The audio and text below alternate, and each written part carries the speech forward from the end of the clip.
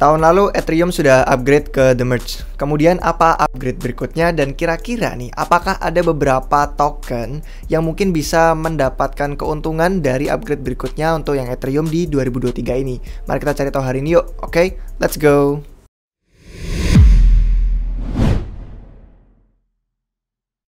Baik guys, selamat datang kembali di Republik Rupiah. Jadi untuk yang mensponsori video kita hari ini adalah dari Crystal sendiri, official partner kita. Kalau kalian belum pernah ngelihat video kami dari sebelum-sebelumnya, ada beberapa tutorial yang kami berikan yang menunjukkan betapa bagusnya Crystal itu sebagai aplikasi HP yang bisa untuk manage portofolio, untuk kita megang aset sendiri, untuk kita bisa bertukar aset lintas blockchain, dan banyak banget fitur lainnya. Kalau kalian mau tahu lebih lanjut, silahkan cek deskripsi di bawah video ini.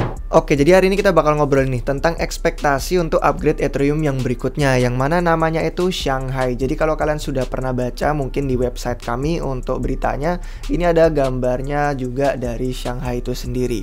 Nah, di upgrade yang Shanghai berikutnya untuk Ethereum ini, ada salah satu hal yang akan mereka lakukan yang sebenarnya ditunggu-tunggu oleh beberapa orang. Jadi kalau misalkan kita tahu sekarang ya, karena Ethereum sudah beralih dari Proof of Work ke Proof of Stake. Tapi sebenarnya sejak 2020, bahkan sebelum The Merge, sudah ada yang namanya Beacon Chain. Nah, Beacon Chain ini merupakan blockchain yang tadinya terpisah dari yang Proof of Work, tapi sudah Proof of Stake. Jadi sudah ada banyak orang yang bisa staking ETH di sana sejak 2020. Padahal Ethereum masih Proof of Work sampai The Merge tahun lalu. Nah, itulah kenapa setelah The Merge digabungkan, sekarang orang-orang akhirnya yang staking ETH di Beacon Chain itu punya pertanyaan mengenai kapan mereka bisa mulai menarik aset. Nah, satu hal yang kalian mungkin belum tahu atau mungkin banyak udah tahu, sejak 2020 pun dikasih tahu. Kalau mau stake di Beacon Chain, kita belum tahu ya kapan bisa di withdraw, kapan bisa ditarik. Karena itu masih butuh upgrade setelah The Merge selesai. Sekarang The Merge selesai, upgrade untuk penarikan ada di depan mata kita. Nah, kalau kita ngelihat di GitHub-nya sendiri tentang upgrade Shanghai ini, mereka berusaha memasukkan salah satunya adalah si Beacon Chain nih. Beacon Chain untuk push withdrawal sesuai dengan operasi. Jadi kalau misalkan kita lihat withdrawal itu akan terjadi, nanti orang-orang yang staking ETH udah nggak terkunci lagi, aset ETH-nya bisa mereka ambil perlahan. Cuman itu satu hal yang kadang tidak dipahami orang, itu perlahan ya, satu persatu, dan ada batasnya per hari itu berapa banyak yang bisa di withdraw sama orang-orang. Nah, kalau kita ngelihat dari deposit staking ETH, sebenarnya ya ada satu tren yang mungkin menarik tuh tahun 2023, di mana orang-orang yang nge-staking ini, karena mereka mungkin beberapa yang memang validator jangka panjang, memang yakin banget sama Ethereum, nggak masalah Ethereumnya mereka tuh sedikit terkunci. Tapi kalau misalkan mereka pengen rada ada keamanan sedikit, mungkin pengen staking tapi pengen sambil bisa ditarik secara liquid, atau mungkin dipakai farming atau masuk ke DeFi, mereka akhirnya bakal memilih tempat-tempat untuk liquid staking. Nah, tren yang bakal kita ngomongin hari ini itu adalah si LSD sendiri, bukan LSD yang obat-obatan terlarang itu ya, tapi yang liquid staking derivatif. Jadi ini adalah produk turunan dari staking ETH. Intinya ini adalah platform pihak ketiga yang bukan Ethereum sendiri, dimana kita bisa staking ETH lewat mereka, dan mereka bakal bantu kita untuk stakingin itu ke jaringan Ethereum. Sementara mereka memberikan kita produk turunan, ada aset-aset yang bisa kita pakai secara liquid. Jadi Ethereum kita tetap terkunci untuk bisa dipakai menghasilkan reward sebagai stakers. Cuman aset turunannya ini bisa kita pakai untuk farming, untuk segala macam yang perlu kita lakukan kalau mau. Dan salah satu nama yang mungkin udah kalian dengar, udah terkenal, mungkin udah nggak asing lagi di telinga, itu adalah Lido. Lido Finance atau Lido DAO yang punya tokennya LDO. Mungkin kalian tanya kenapa beberapa hari terakhir ini si LDO sempat pumping. Nah, alasannya dia sempat pumping, harganya sempat naik, itu gara-gara ada beberapa trader yang ternama di Twitter yang bilang bahwa LSD itu akan jadi naratif besar tahun 2023. Itulah kenapa kalau kita ngelihat dari Beacon Chain deposit ya, sekarang itu sudah ada sekitar 16 jutaan ETH. Banyak banget yang deposit yang berusaha mengamankan jaringan. Dari supply-nya itu sekitar 13% dari supply-nya ETH, dengan hampir 500.000 validator yang berbeda. Dan kalau misalkan kita ngelihat, Lido itu yang memimpin gitu kan depositornya untuk staking ETH. Itulah kenapa kita bakal lihat nih nanti apakah Lido bakal jadi tetap yang memimpin, dan mungkin token LDO-nya jadi bakal bernilai tahun 2023, atau ada beberapa proyek lain yang kalau misalkan kita perhatikan ya, bisa aja mengambil market share dan mungkin valuasinya bakal pumping selama 2023. Itu yang akan kita lihat hari ini. Nah, beberapa nama lain itu termasuk adanya exchange terpusat sudah tidak kita pertanyakan lagi karena kita bisa ikutan staking ETH di sana.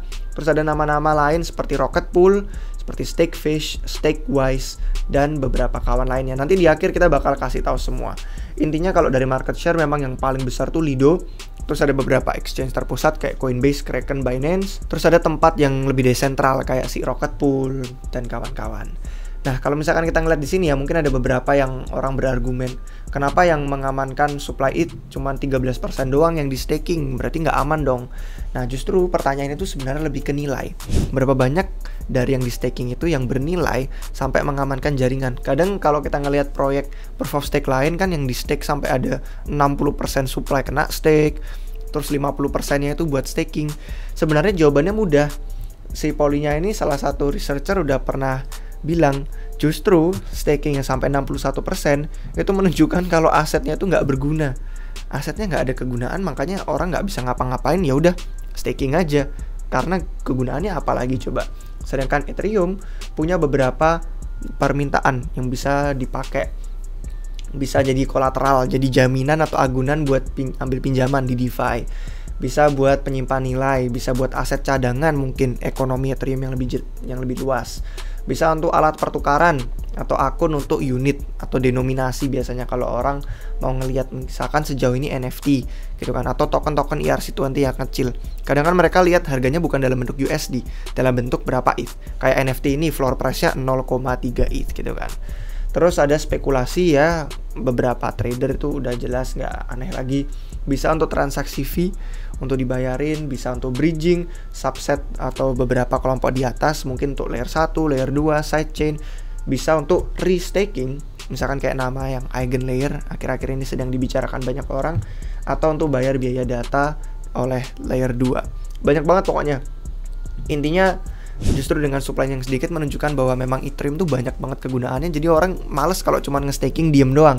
Itulah kenapa tren liquid staking pun populer, karena orang pengen staking dapat reward tapi di saat bersamaan bisa melakukan banyak hal lain. Mungkin kalian sempat ngeliat nih chartnya Lido, Rocket Pool, P-Stake, sama Stakewise sempat pumping dalam beberapa bulan terakhir ini, dan kalau dalam 2 minggu terakhir ini. Dan kalau misalkan kita ngelihat ya, kadang kita tanya-tanya apakah ini sudah puncak, apakah masih ada potensi lebih lagi di tahun 2023. Dan si Thor Hart ini sempat membagikan beberapa hal yang menarik dari segi valuasi, dari segi metrik, dan beberapa hal yang dia bagikan tuh termasuk artikel, nanti bakal kita bahas ya, artikel yang bilang kalau Lido memang pemimpin pasar, tapi siapa tahu Rocket Pool bisa menyalip atau mengungguli performanya, atau bahkan yang lebih kecil-kecil lagi kayak P-Stake dan Stakewise. Nah, sekarang kita bisa lihat nih satu persatu yuk. Kalau dari si Carl Ox ini kemarin sempat nge-tweet dari perubahan harganya itu seminggu terakhir tinggi-tinggi juga lumayan pergerakannya. Dari market cap beda jauh banget, kayak Lido itu sudah sampai 1 miliaran dolar, 1,3. Tapi yang lainnya itu masih 26 juta, 22 juta, 383 juta, 19,5 juta. Ada yang kayak Rocket Pool 400 juta, udah mendekati setengah miliar, tapi tetap sedikit terpaut jauh dari si Lido. Nah, kalau kita ngeliat ya, dari perubahan harganya ini, sebenarnya perubahan yang paling besar tuh dari Stakewise gitu kan. Terus ada Lido, terus ada Fish, ada FXS nih, Frex Finance, terus P-Stake yang tadi kita lihat, RPL-nya ini Rocket Pool, sedangkan yang terakhir ada Anchor. Nah, cuman yang menarik, kadang kan kita berpikir ya, bisa jadi yang market cap-nya paling kecil itu yang paling bagus dong, karena kan berarti bisa naik harganya lebih tinggi, berkali-kali lipat. Nah, kita perlu lihat valuasinya dulu nih. Kalau kita lihat dari gambar yang dia kasih, Lido itu tetap memimpin dalam hal rasio berapa banyak ETH yang di staking sama berapa berapa angka fully diluted valuation-nya. Nah, kalau dari fully diluted valuation itu kan beda sama market cap. Kalau market cap itu kan yang tadi kita lihat di awal ya. Tapi fully diluted valuation itu sudah menghitung semua supply kalau misalkan beredar. Artinya apa? Kalau misalkan supply-nya ada yang unlock lagi, nambah lagi, tekanan jualnya jadi gede. Itulah kenapa kalau dari lihat rasio tetap Lido yang memimpin. Meskipun market cap-nya tinggi, tapi dia ada banyak banget juga orang yang staking it di sana. Lebih banyak daripada Rocket Pool, Stakewise, Anchor, Frex Finance, dan Fish. Jadi intinya apa? Intinya network efeknya Lido itu udah besar.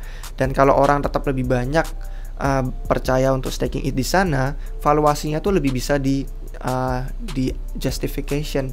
karena memang dari segi fully diluted valuation bisa naik lebih tinggi lagi market capnya, meskipun sekarang udah di top 15 ya kalau nggak salah untuk Lido Finance. Nah cuman kalau kita lihat ya beberapa saat terakhir ini, bahkan dari segi harga nih ya, kita ngeliat di ChainEdge ini ada beberapa smart money yang sudah sempat ngeluarin duit mereka, dana mereka dari Lido, tapi ada satu entitas yang nambah dalam 24 jam terakhir ini, dia nambah hampir $1 juta masuk ke Lido. Kira-kira siapa ya? Nanti kita bisa lihat. $852.000 dalam sebulan terakhir, 158.000, dan dalam seminggu terakhir $586.000. Dan kalau kita ngelihat ini, kita copy paste, terus kita masukin ke Arkham Intelligence, itu kelihatan bahwa ternyata ini adalah Wintermute. Ini adalah alamatnya bandar yang besar, yang kalau misalkan kita lihat beberapa saat lalu atau di bull market kemarin, mereka sempat memprediksi gerakan harga yang cukup awal. Dan kita lihat dari saldo yang mereka pegang, value mereka dari Lido aja sudah nambah $2,2 juta sejak mereka pertama masuk entry posisi itu. Dan dari segi harga seperti itu, untuk holdingnya mereka pegang hampir 5 juta token LDO. Yang lain yang mereka pegang tuh ada ETH, ada Matic, ada Ape. Kemungkinan Ape ini mereka staking juga, makanya dapat reward. Terus ada beberapa token lain yang lebih kecil. Nah, dengan melihat Wintermute ini, kita akhirnya jadi bertanya-tanya, apakah Lido bagus untuk kita masuk sekarang? Kemarin udah pumping, apakah telat masuk? Takutnya beli di pucuk kan. Nah, kadang yang bikin harga turun itu token unlock. Kita bisa lihat sekarang yuk, token unlock itu seberapa banyak supply yang baru akan masuk ke pasar. Intinya apa? Kalau supply baru ini masuk ke pasar, biasanya orang-orang itu pada ngejual untuk take profit. Itulah kenapa kadang kayak investor awal itu kita harus ngelihat kan unlocknya itu berapa lama, berapa tahun. Dan seperti yang bisa kita lihat di sini, unlock berikutnya masih 228 hari. Jadi masih menjelang akhir tahun ini. Jadi untuk beberapa bulan ke depan sampai setidaknya nih ekspektasi upgrade Shanghai di bulan Maret untuk Ethereum itu tidak ada unlock baru. Jadi tekanan jual dari unlock itu nggak ada. Cuman kalau kita perbandingkan secara linear gitu kan dalam beberapa tahun ke depan, itu perharinya ada 539 ribuan dolar yang kejual, atau bukan kejual sih, lebih ke kayak masuk ke pasar. Dan ini yang bakal bikin saham orang yang udah punya token itu kadang terdilusi sedikit. Ini vesting schedule-nya kayak gini, dan bahkan itu pun bukan dari tim atau validator, tapi dari investor. Itu sekitar 81 juta dolar yang bakal nanti unlock. Tapi ingat masih 228 harian lagi. Jadi kalau dari segi unlock tidak ada yang begitu mengerikan ya untuk tekanan jual LDO, dan beberapa orang bilang cuman megang LDO aja bisa outperform pasar di tahun 2023. Gimana menurut kalian? Kalian bisa kasih pendapat di komentar di bawah. Tapi beberapa orang percaya kalau nama-nama lain yang lebih kecil bisa mengambil alih Lido Finance atau STETH. Salah satunya kayak Paradigm gitu kan, bilang kalau Lido udah terlalu kuat. Tapi ada yang namanya Jasper the Friendly Ghost.eth, ini bikin tulisan bahwa Paradigm VC itu sebenarnya salah, karena dia berpikir Rocket Pool itu bakal menyalip Lido, yang mana RETH bakal flip STETH. Cuman dia pun ngasih disclaimer bahwa dia itu dibayar untuk ngasih beberapa pendapat ini.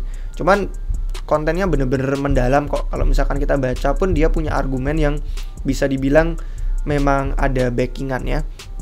Dan dia berargumen bahwa Rocket Pool bisa menyalip Lido Finance dalam segi valuasi pasarnya.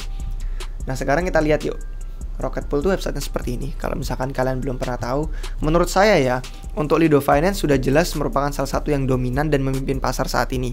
Dan mungkin kalau tertarik dengan naratif liquid staking derivatif atau LSD, kita bisa lihat LDO sebagai salah satu hal yang memang relevan sejauh ini.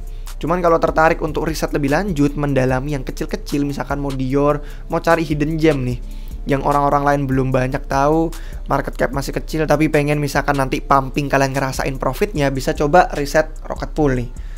Untuk tokennya RPL, dan untuk staking ETH-nya tuh RETH. Terus kalau yang lainnya ada Stakewise yang tadi kita lihat. Stakewise ini tokennya Swise, SWISE, dan dia pun juga ada di sini websitenya kalau misalkan kalian tertarik untuk riset dia lebih lanjut. Kemudian ada juga Frax Finance yang sebenarnya tadinya produk paling awalnya tuh stablecoin algoritmis. Cuman gara-gara Terra jatuh, USD jatuh, jadi dia sebenarnya merambah ke beberapa sektor lain. Dia ada lending borrowing juga, ada DEX juga, ada bikin liquid staking Ethereum juga. Makanya jadi dia termasuk salah satunya. Dan terakhir yang sebenarnya lebih menarik kami lihat, yang sebenarnya modelnya modular, itu adalah Swell Network. Untuk yang udah jadi member RR mungkin udah pernah lihat di dashboard kita, sempat ngeriset koin ini nih cukup awal Swell tahun lalu. Tapi kalau misalkan yang belum pernah tahu namanya, kalian bisa riset lebih lanjut di sini, websitenya swellnetwork.io. Dan mereka ada salah satu hal yang unik di sini, kita bisa staking gitu kan, terus kita dapat bentuk SW NFT, dan dari posisi NFT itu kita bisa masuk ke brankas yang mereka punya untuk dapat return lebih tinggi. Dan returnnya ini itu bisa sekalian dari DeFi yield. Jadi Swell Network ini merupakan hal yang kemarin sempat dibahas banyak entitas. Jadi kurang lebih itu sih guys yang bisa kami bagikan untuk hari ini. Naratif trennya itu adalah LSD, liquid staking. Dan kenapa dia bisa jadi populer?